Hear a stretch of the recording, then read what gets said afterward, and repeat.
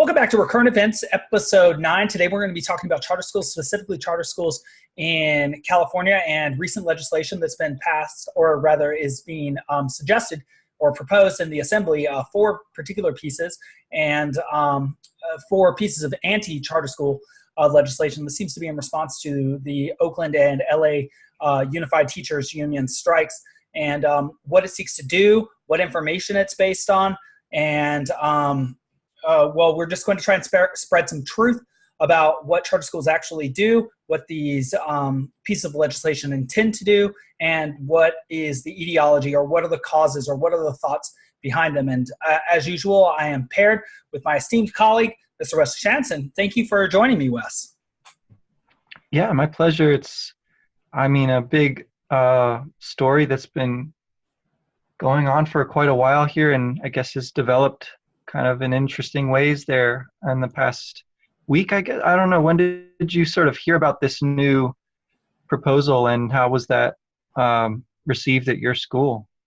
Well, so we had a meeting where we had a giant PowerPoint that showed us 4 of these pieces of legislation, and it looks like they were first proposed back in February, but it's taken some time for us to become aware of what's going on. Perhaps the administration saw it first, but it's looking darker and darker.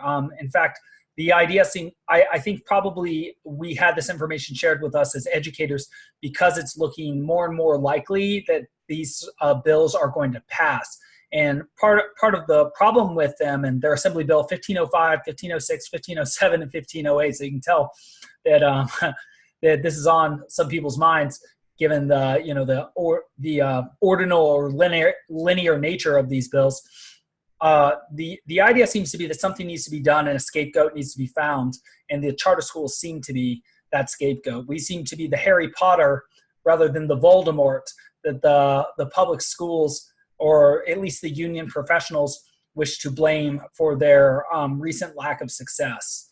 And so, well, I guess my biggest problem with this has been that if we were doing a poor job, or the claims that I had heard against charter schools, like we cherry pick our students, that our demographics don't reflect our areas, that we divert funds that are necessary that would be helpful to other schools, if any of those claims were true, potentially we could have a philosophical debate. But the fact of the matter is, and I think we both have a few sources in front of us that have some objective data, the fact of the matter is none of this is reflected in the data, even data that is taken by the state itself.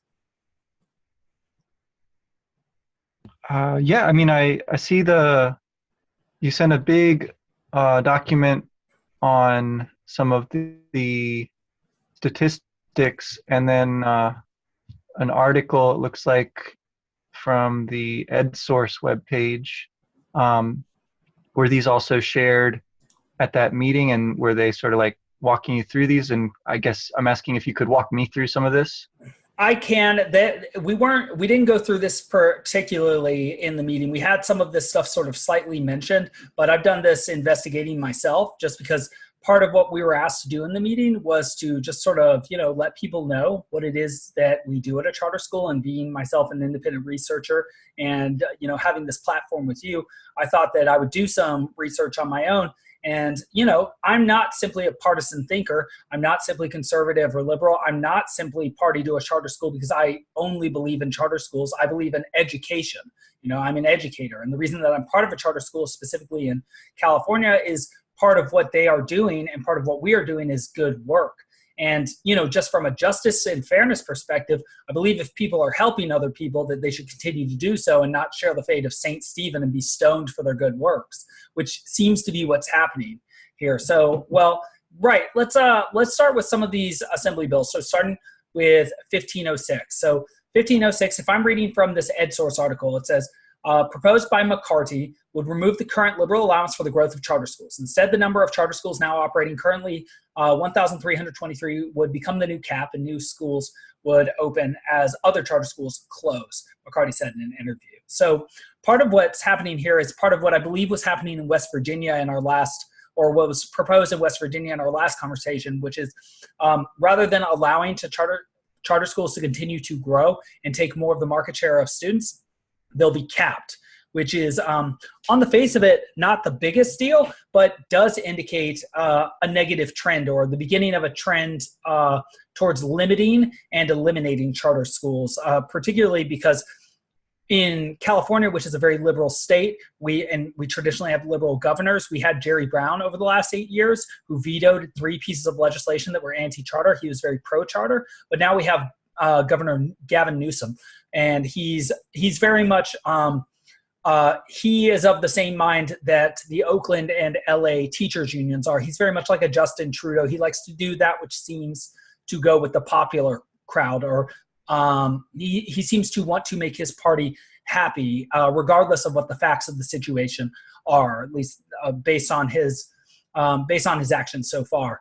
And so basically what this would do, and we do have the data in front of us, the number of charter schools over the last 20 years has something like doubled in California. And now, and something interesting to note is that we only have something like 10% of the students. So the idea that we're taking all the funds away from public schools and diverting necessary resources from them is ridiculous. And as we said on the last podcast, as well as in one of the articles that we linked in the last podcast, it's not true that public school teachers have been paid less over the last 10 years.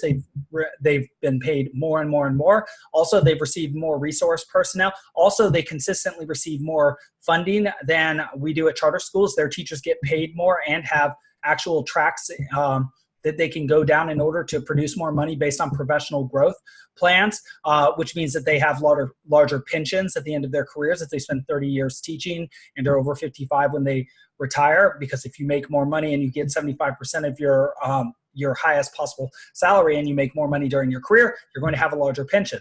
And I would also just add to that one of the other sources that we have here, which is actually not a charter school piece at all, it's from the National Center for Education Statistics, suggests that well, I guess I'll just say this is a second claim that's made against charter schools, that they are Caucasian heavy. And it looks like in 2001, 44% of students, at least in California, were Caucasian, so there were more early adopters. But a big striking feature of this in this National Center for Educational Statistics page that we have here is that over the last 15 years, the market share of people who, or of Californians who choose charter schools, Hispanics have gone from 19% to 32%, which echoes the claim that we made based on the data from California and New York from the last podcast, that actually it is minorities and people who are traditionally underserved who are now choosing charter schools and benefiting from charter schools. So it is neither true that, well, there are 3 claims that are not true: that we are diverting necessary resources and that there's a direct connection between increased money pumped into a school and pumped into the teachers and student success. Charter schools, and especially my charter school, do better with less money, and particularly with traditionally underserved students. They do better on state tests at charter schools rather than how they do at normal public schools. We do not cherry pick our students. We have something like a 1,700 person wait list and a lottery. A lottery is about as objective as it can get. If you read the Iliad, book 9, or rather book 8, the Achaeans who want to fight against, it might be book 7, sorry. The Achaeans that want to fight against Hector, they draw lots. Chance is the fairest thing that exists. And then the third claim that charter schools only serve Caucasians has not always been true, but is less and less true the longer that they are open. So it's almost as if what the unions are demanding, which the legislature is now honoring, is legislation that goes against the choices of those who are traditionally underserved in California, which seems to be a very anti-democrat, anti-liberal, and anti-democratic perspective. It's almost like charter schools really are just a piñata that are getting swung at in order to blame something that is not the true problem. You have cancer of the lungs, and you want to blame some burgers rather than the pack a day of cigarettes that you smoke. That's a colorful image. I think it's a fair one. I mean, based on what you're citing there, I guess it sounds kind of like the the conflict over this is sort of a conflict over what's the best way to deal with a very bad diagnosis, right? Like everyone sort of agrees, I think that, there is something wrong with public education. And so there's a few different sort of modes of treatment that we could bring out, suggested by different doctors. And so I think that the patient in this case, right, the teachers unions, teachers who work at charter schools, and the students themselves, right, these are all sort of the patient on the table. And it's a matter of sort of finding out how to keep them alive, keep them learning. That's what we're kind of talking about in the image, and how to keep that happening with sort of within the larger, body of the state or the community. And so I agree, like there seems to be some fairly drastic actions being taken here, like the capping of the schools, right? If they can't grow any further, that seems to suggest that there's a kind of antagonism built into the process, right? Where it's eternally going to pit charter schools against public schools, because in order for a charter school to come into the state, another one has to fail. It doesn't matter under this model how many public schools are doing poorly. No new charters will be allowed unless another change to the law takes place, right? So it just seems like it's maybe shifting the focus from the problems with education to this kind of wrangle with what to do about those problems, right? And I guess one thing about this that really confuses me, I think, because given that data about race and ethnicity you just cited, I would be curious to understand better why the NAACP is standing with the school unions and endorsing this slate of proposed bills. That strikes me as very important, given that the organization sort of represents the concern with race in the state. I would want to know sort of what their side of the story is about why, given that data, they are taking the stand that they are. I don't know if that's something you've been able to research yet, or if that was discussed at all at the meeting or with your colleagues since. Well, that's something I'd be very interested in too, because just looking now at this data from 2011 to 2012 from the National Association of Public Charter Schools. So just a couple of facts. Charter schools are public, first and foremost. They use public funding. We receive less money than traditional public schools for our facilities, and we have less money to pay our teachers. So one thing that's actually expressly been said to us in a meeting when comparing side-by-side district teachers, which is what we call traditional public teachers who do receive tenure after 2 years, we never receive tenure, is that we will never be able to compete with their salary schedule. So they get paid more money, and we are public school teachers. And so a next claim that's often made is, well, you cherry pick your students and have smaller classrooms, and so you don't deserve as much money, and actually you are part of the reason that the public schools are doing so poorly, because you both sap the talent of the teacher pool and then just pick the best students, which sounds good, right? Of course, if that were true, then that would be a fairly damning thing to say. But the fact of the matter is that even with NCLB, No Child Left Behind, now in California, we're actually required all teachers to be highly qualified, which means credentialed. So a difference between California and Arizona, where you're a charter school, is did you need a credential or any experience before you became a teacher, Wes? No, that was, I mean, not a teaching degree or anything. There had to be mastery demonstrated in the content area, which I think is a good way to go about it. I agree. But even agreeing with that, that is not allowed in California. So when I was hired on, I actually had no credential. I had demonstrated mastery in the subject by, of course, being able to develop a great books program based on a master's degree that I had. But something that my executive director said at the time was that you could be Albert Einstein and not be able to teach physics in California, high school physics, without a teaching degree, which is again just a falling over to the unions. That said, I would not have been hired at a traditional public school because I was not highly qualified at that time. I was enrolled in a credential program, which cost me $20,000 and endless amounts of time while also developing a curriculum in my first years of teaching. It was hellish, and that's what's required of a charter school teacher. So not only was I working harder than a traditional public school teacher because I had more additional requirements levied on me without having my mastery of my subject matter in any way recognized, except for a very, very small stipend per year, under $1,000 for my master's degree, which will take me, it'll take me something like 20 years of teaching to have my master's degree mean anything or to have been paid for. But the fact is, the teachers that get a chance to teach at charter schools are not more highly qualified in the traditional sense. They're often teachers, especially in my program, the Great Books program, who have temporary credentials, who are working on their credentials, and so that they work twice as hard to even be in the classroom, maintain their position in the classroom, to make less money.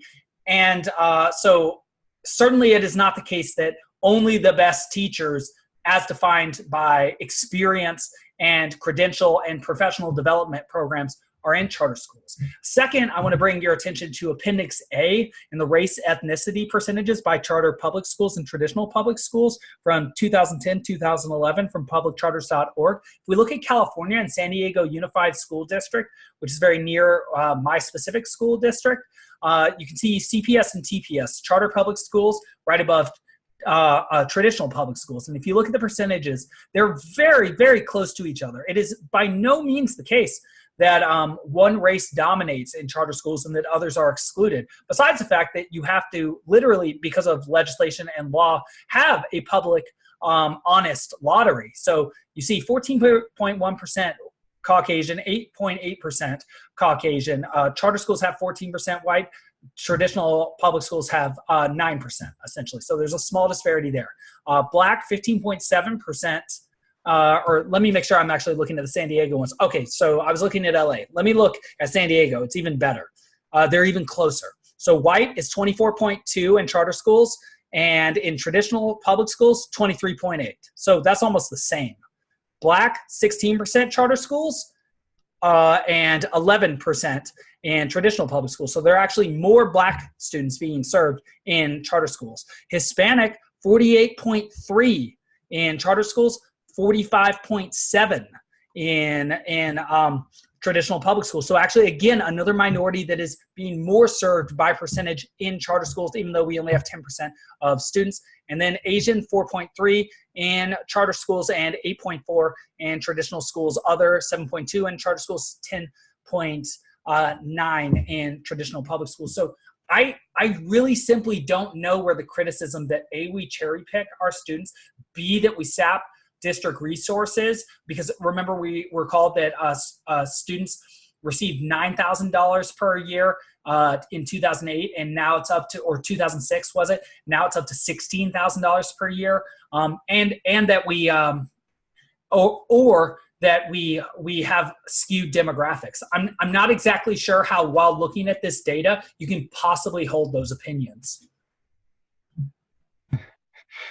Yeah, again, I would be interested to know more about the arguments put forth there by the NAACP and the teachers unions. I guess they must have some press releases and things that they've put out.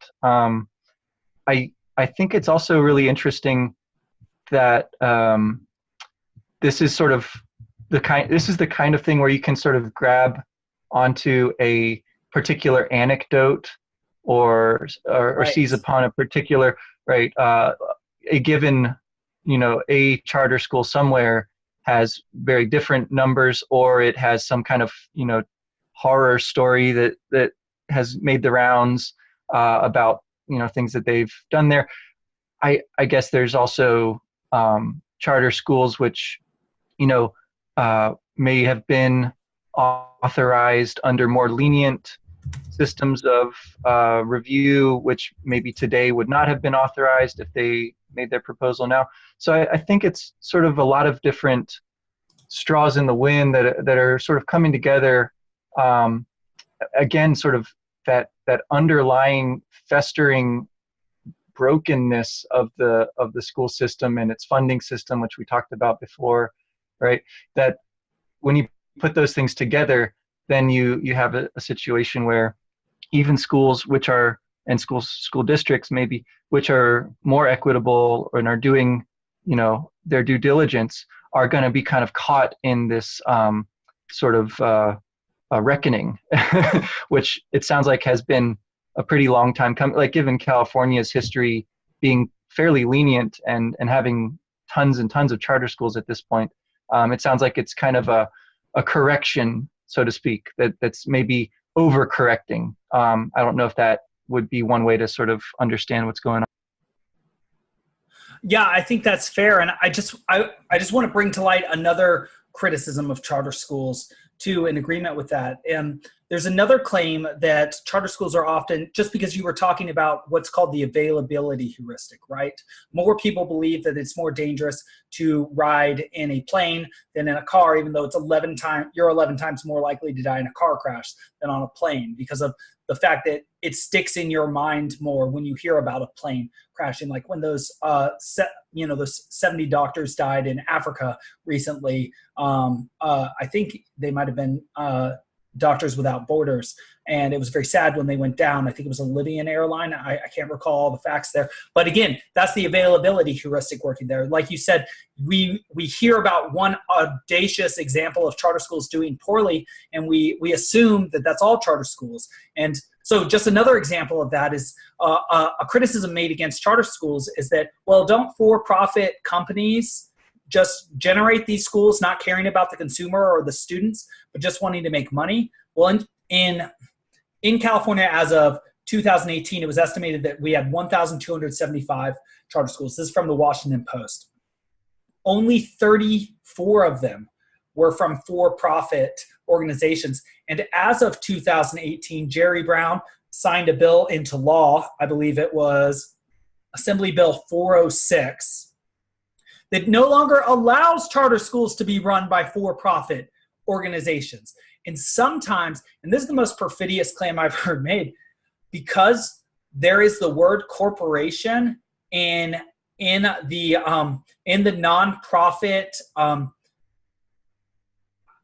nonprofit name for a California charter school, those are considered rhetorically, though not legally, of course, as corporations, quote unquote, running charter schools because they have a board. But it is the fact of the matter that an NPO, a nonprofit organization, always has a board as part of the fact that they are nonprofits. So I just want to add that as well, that it is under 1% of charter schools that have ever been run by, especially in California, by for-profit companies. And now there's actually legislation that has been passed by a pro-charter governor, or was at least suggested and signed by the pro-charter governor, or it was signed by the pro-charter governor, that keeps for-profit companies from running them.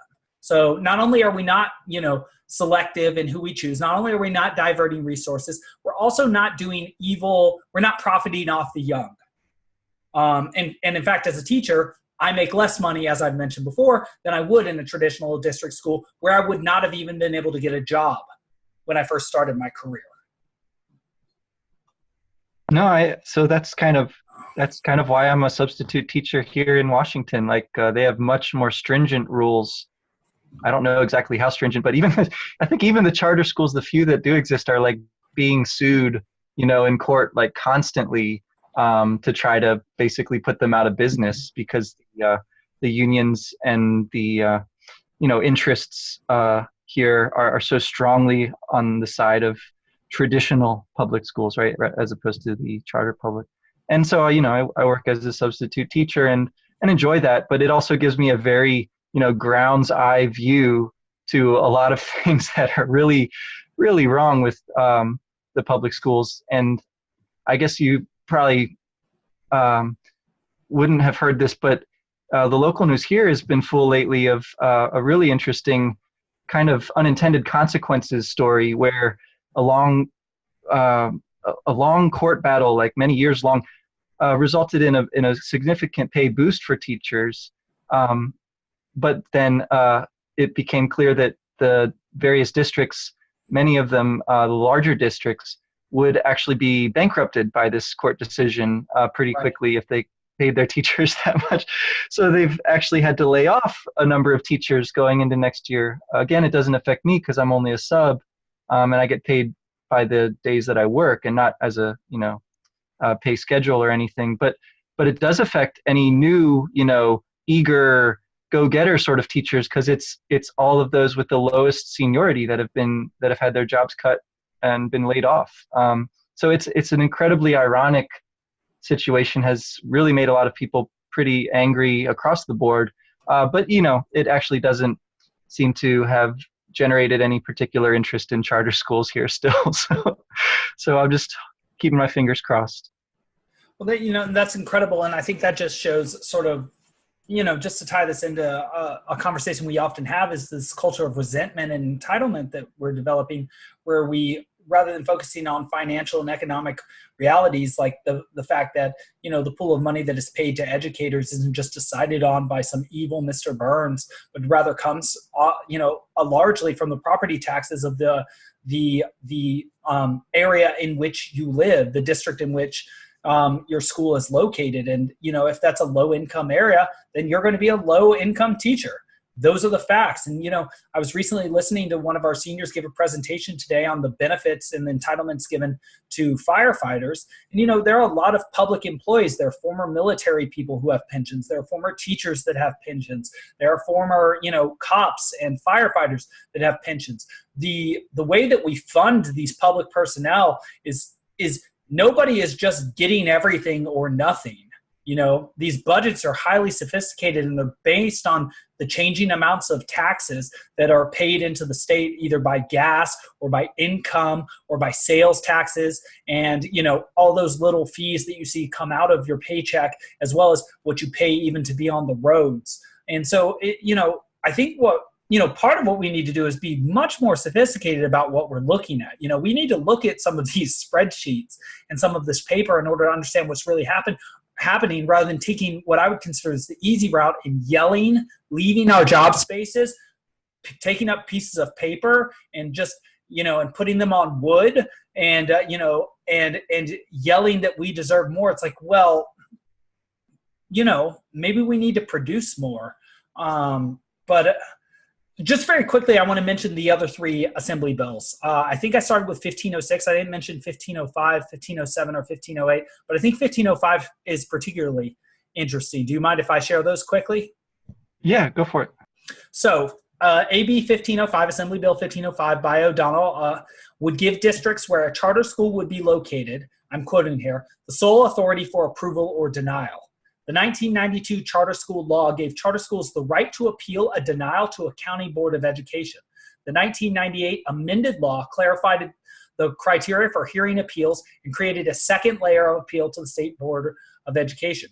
Charter advocates say appeals are critical because some districts are philosophically and reflexively opposed to charter schools, which they view as unneeded competition. County boards and the state board bring objectivity to charter reviews, they say. But O'Donnell said that limiting reviews to the home district is consistent with the state's shift to local control, where governing boards best know how to manage their districts.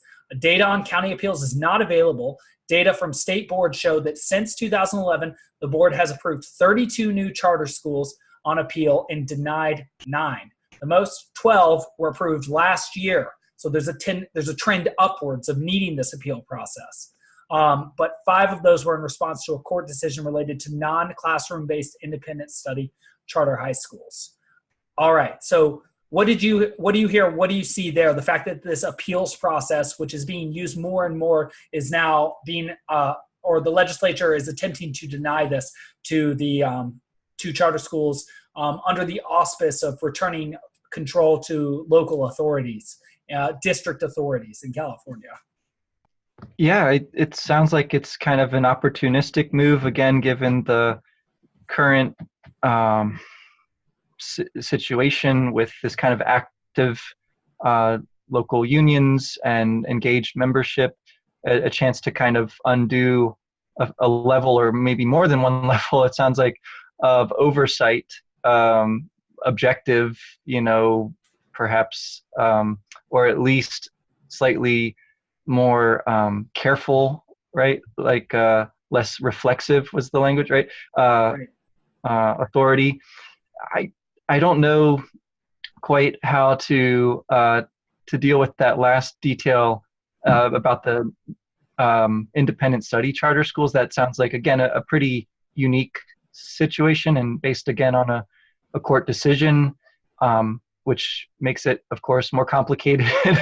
But it does seem like, yeah, kind of interesting that the most were approved just last year, maybe kind of like trying to clear the deck if they sensed that something like this was coming, possibly.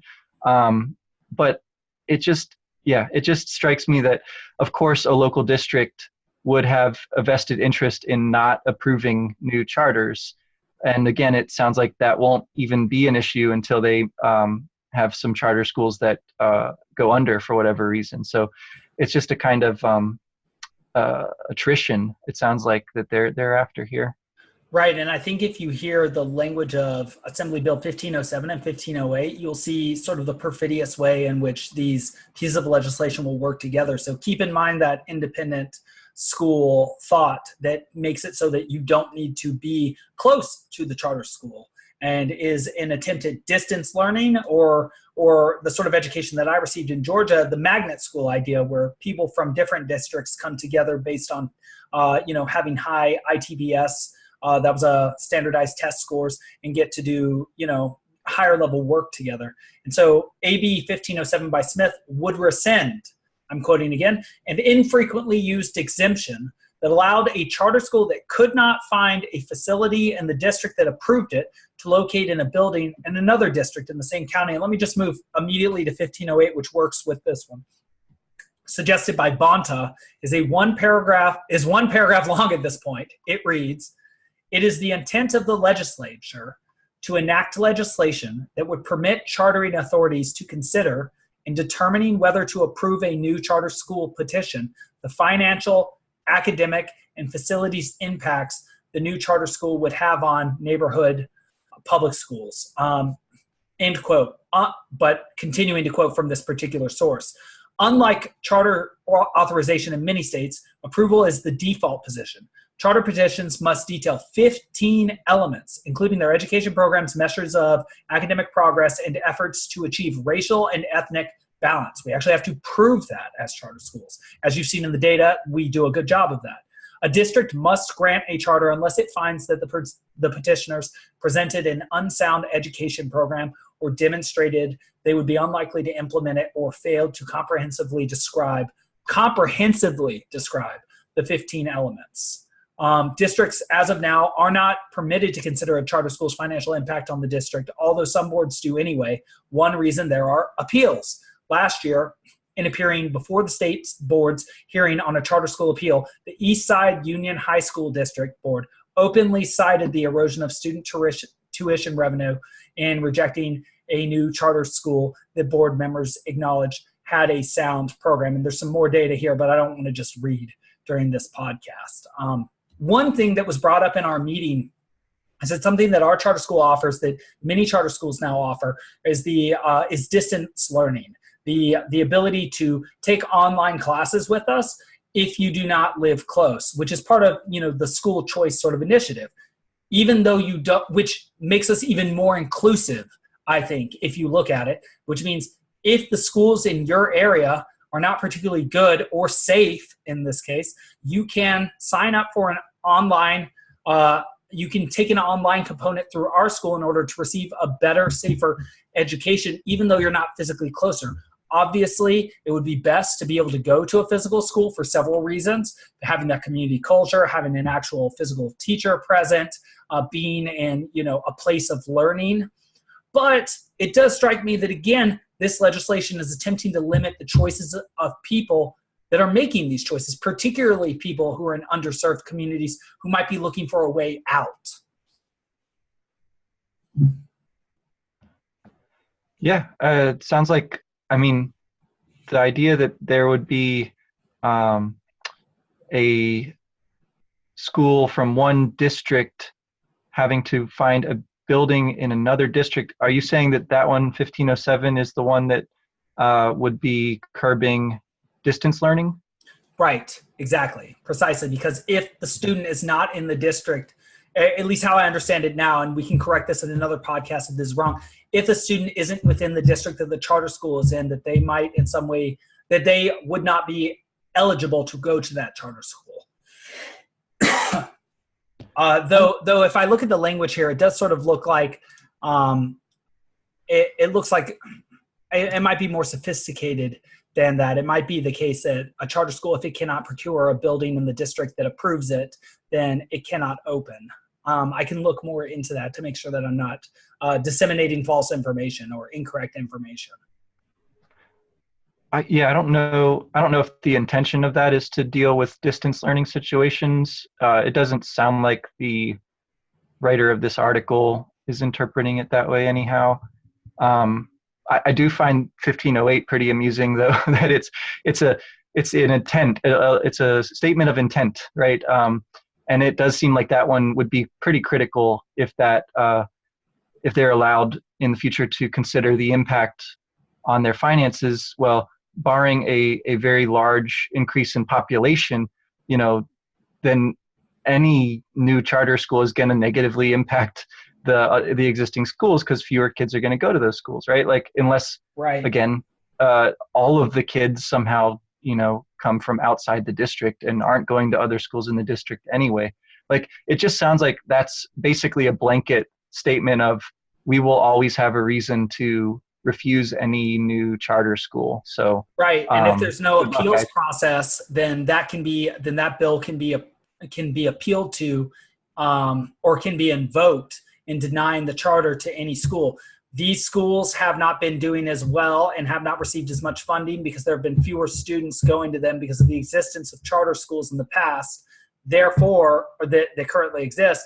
Therefore, no new charter schools can be created, because if they're created, that will continue to lead to more students leaving the district schools and receiving better educations. So we would prefer not to honor the choices, often of underserved populations, minorities that are moving more and more towards charter schools in order to selfishly keep the doors of poorly performing public schools with increasingly well-paid public teachers open and keeping their jobs safe. That's what it sounds like to me.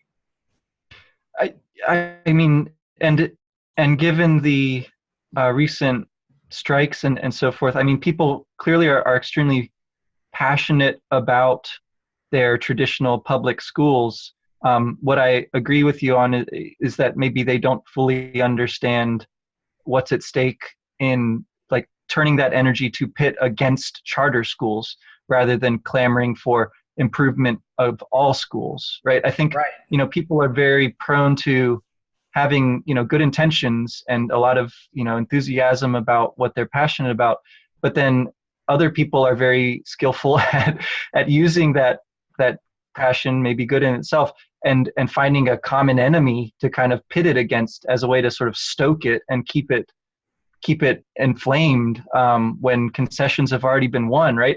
To just like keep their base activated. Well, yeah, it seems like such a shame that people who are responsible for educating and like maybe improving the level of thought among their students would be so sort of easily swayed and not be careful enough about what it is they're saying they're for and against. That seems like a real shame and yet another kind of humongous irony to this whole thing. So I feel for you there in CA, but at least you do have charter schools for now. So I hope you can hang on to them. Right. Well, and just to recap, what it looks like right now is that there's a claim that charter schools, we cherry pick the students we have. Just to mention, we have an objective lottery, which is random, that our demographics do not reflect those of traditional public schools, and that leads to us having inflated numbers based on the fact that we cherry pick only Caucasian students. It's neither true that we have more Caucasian students by percentage than the district schools, or at least we're within 1 percentage point in San Diego County. If you look at the data, I'll have that link in the description here. And so we take whoever wants to come here, and who wants to come And who gets into the lottery is increasingly over the last 15 years, or at least 2001 to 2015, Hispanic students, from 19% up to 33%, which means that though, of course I respect the district teachers because they do a very difficult job. They are teachers, and like you're constantly counseling on this podcast, we are all working, we need to be working together because we're all on the same side essentially, though it seems like my particular part of this side is being scapegoated right now. But also that we are not run largely by for-profit companies. There were 34 out of over 1,200 that were for-profit. And in 2018, an assembly bill passed and was signed by Governor Newsom that made it impossible for for-profit companies to continue to develop. And also it is the case, based on the data we shared in the last episode 8, that more money has been given, more and more money over the last 10 years to district students. So, that money is not disappearing. They are receiving more money. Charter schools are not taking it. And just the market share that we take is 10% of California, not 50%, not 60%. We're very small. We're a small fraction that largely serves a representative swathe of the population, and more of those who are traditionally underserved. And just the idea that we only take the best teachers. Again, I'm a good example. I didn't even have a credential. I had a temporary credential, and several of my colleagues have had emergency credentials in order to teach. I mean, maybe we have proved that we are good educators over time, and I do now hold a California teaching credential, but it's not the case that a highly paid, highly experienced teacher from the districts, or that many of those are switching to charter schools from the districts. In fact, they make so much more money and have so many and have tenure. And so they don't have much reason to go charter after being a public school teacher, because they would make less money, not have tenure, so they'd have less job security, and their pensions would be less when they retired. And so I think one thing I'm really trying to mention here is that we are clearly being scapegoated. Often the reasons for scapegoating us are based on misinformation, so we're trying to put real information out. And I just want to highlight the things that we're doing right and well, and highlight the smear campaign that's being used to push these assembly bills through the California legislature in order to address a cause of the problem that is a mirage, that is not real. And hopefully some people can hear this and, they speak up, because we are serving the public at charter schools, and we serve, a representative sample of the public, and we are doing a good job, and we are being blamed now for doing a good job, which if we were doing a bad job, if we were serving corporate interests, if we were clearly racist, if we were not getting improved test scores and improving the lives of those who are traditionally underserved, for sure, that would be a conversation worth having. But none of those positions are actually true. So again, it feels like we're like an Old Testament prophet, that we are being stoned like Saint Stephen for speaking the truth, for doing a good job. And that just doesn't sit right with me. And I don't think that'll sit right with anybody if they hear the facts like I have.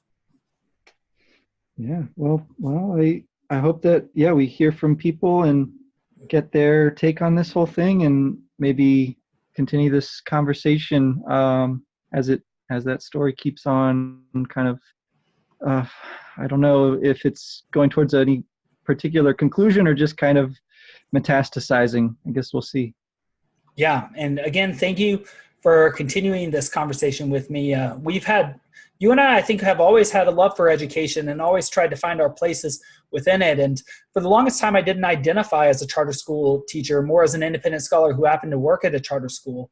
But being now part of a demonized body that's being demonized unjustly has really fired me up, and it just makes me want to use the sword of truth to try and clear away some of these lies that are being used to, again, scapegoat or blackball a just and helpful and good part of the world that has been, that has been coming up in the world, that more people are choosing precisely because of its good effect. Yeah, I definitely hear the fervor growing, the zeal for the charter thing, and I just would caution you against to remember, keep on working at it. Yeah, it seems like an important thing to do right now. And, and when I get back to the classroom, I'll be all the better in there.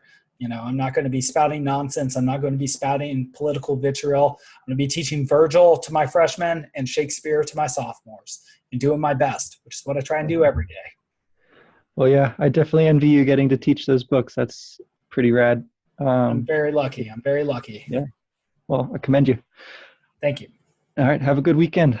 Thank you. Have a good weekend. Thank you for talking to me. And I'm looking forward to trying to get some people on here. Maybe we can get people from both sides. Maybe we can get some district, maybe some union reps or union participants from Oakland and LA, maybe even, a Democratic representative in the assembly at some point. I know we're sort of small fries, but we too are, well, at least I am, at least specifically a part of the constituency of some of these assembly people. And, as both educators, it would be good to talk to some public figures who ostensibly represent our interests. Yeah, sounds good. All right. Well, until then, have a good weekend. See you.